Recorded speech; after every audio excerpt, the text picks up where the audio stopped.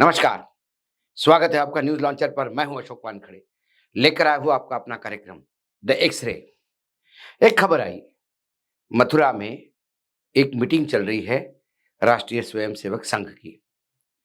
वहां उत्तर प्रदेश के मुख्यमंत्री योगी आदित्यनाथ पहुंचे और संघ चालक आदरणीय मोहन भागवत जी के साथ 45 मिनट बंद कमरे में चर्चा हुई।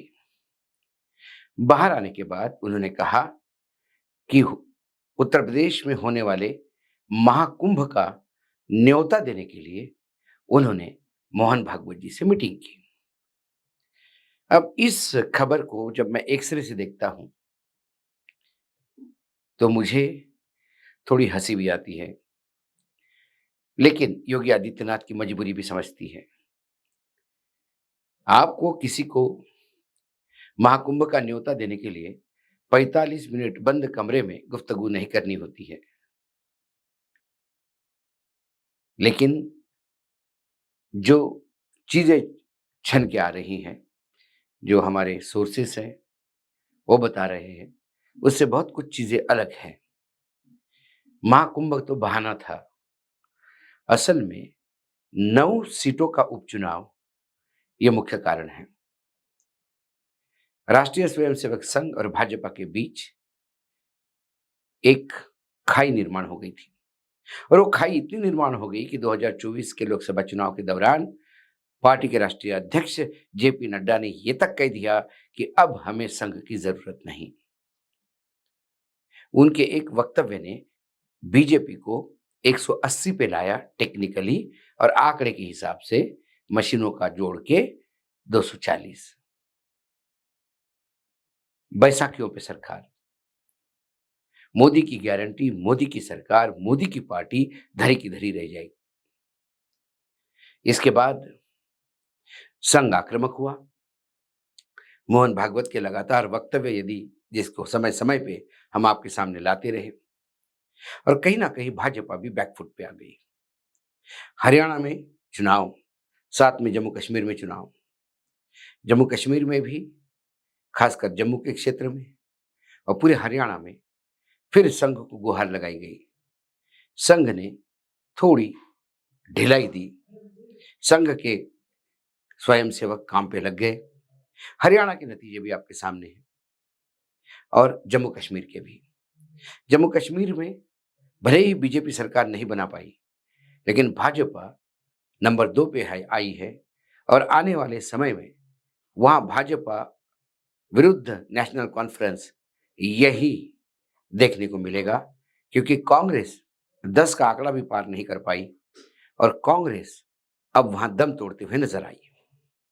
और ऐसे ही कांग्रेस यूपी में, बिहार में, ओडिशा में, बंगाल में, हम तो दक्षिण भारत के राज्यों की बात ही नहीं करते, ऐसे ही कांग्रेस ने अपने आप को सिमट लिया और कांग्रेस अब गिनी चुनी 2, 4, 10, 12 राज्यों तक ही सीमित है और भाजपा धीरे धीरे अपनी पैर फैला रही है। उसके पीछे संघ का बेस यही एक मुख्य कारण दिखाई देता है। लेकिन उत्तर प्रदेश के ये जो 9 सीटें हैं, इसके मायने अलग हैं। ये 9 सीटें सीधा भाजपा विरुद्ध समाजवादी पार्टी नहीं है, एनडीए वर्सेस इंडिया नहीं है। ये 9 सीटों का उपचुनाव, कोई जीते कोई हारे, उत्तर प्रदेश के सरकार के सेहत पे कतई कोई फर्क नहीं पड़ेगा, ना ही केंद्र की सरकार के सेहत पे कोई फर्क पड़ेगा।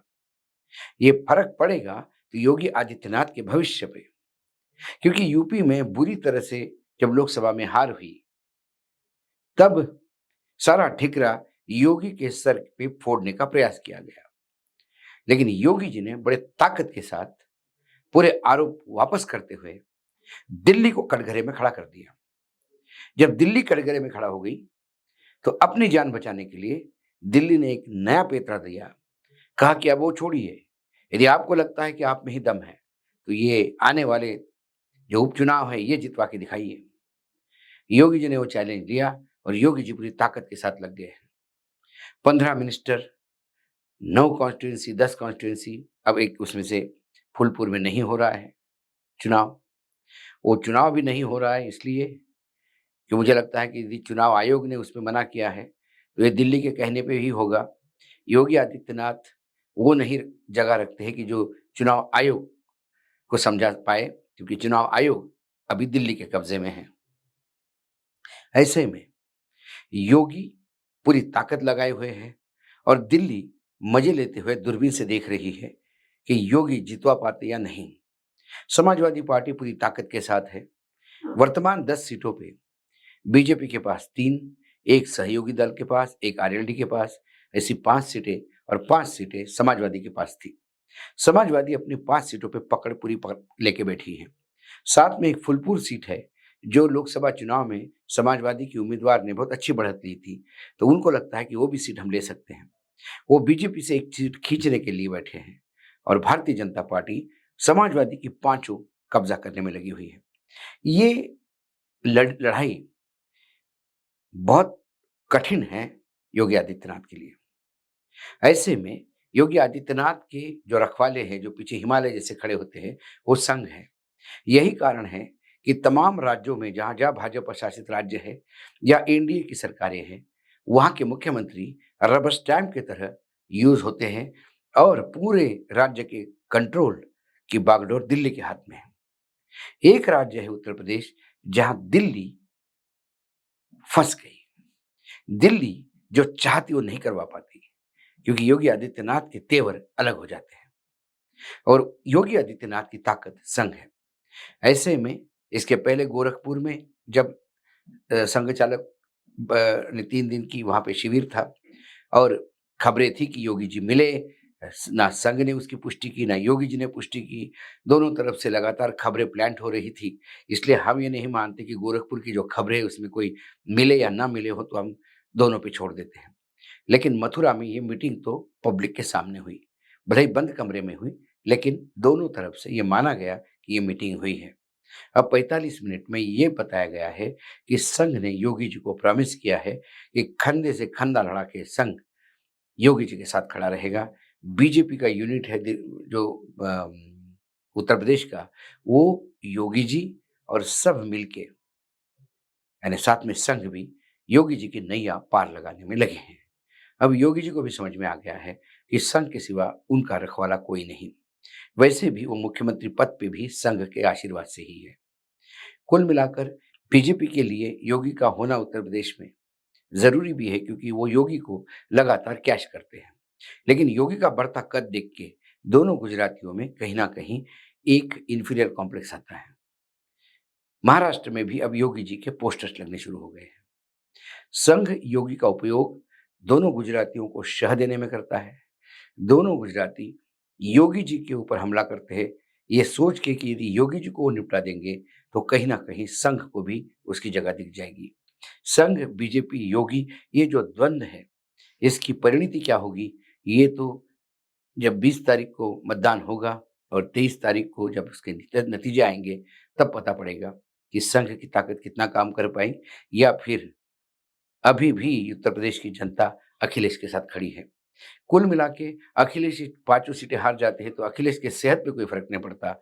लेकिन योगी जी हार जाने के बाद भाजपा की तो सरकार उत्तर प्रदेश में बनी रहेगी, लेकिन योगी जी के नेतृत्व पे प्रश्न चिन्ह लगेगा।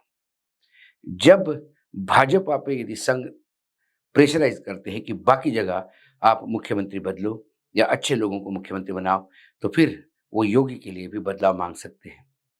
आने वाले समय में जो राष्ट्रीय अध्यक्ष भाजपा का होगा, वो भी रणनीति इन नतीजों से कहीं न कहीं अफ़ेक्ट होती हुई दिखाई देती है।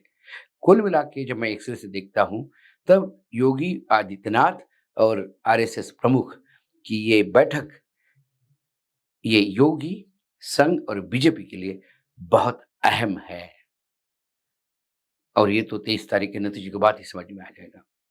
आज एक सिरे में इतना ही, कल फिर आता हूँ किसी विषय के साथ। तब तक के लिए नमस्कार। देखते रहिएगा न्यूज़ लॉन्चर।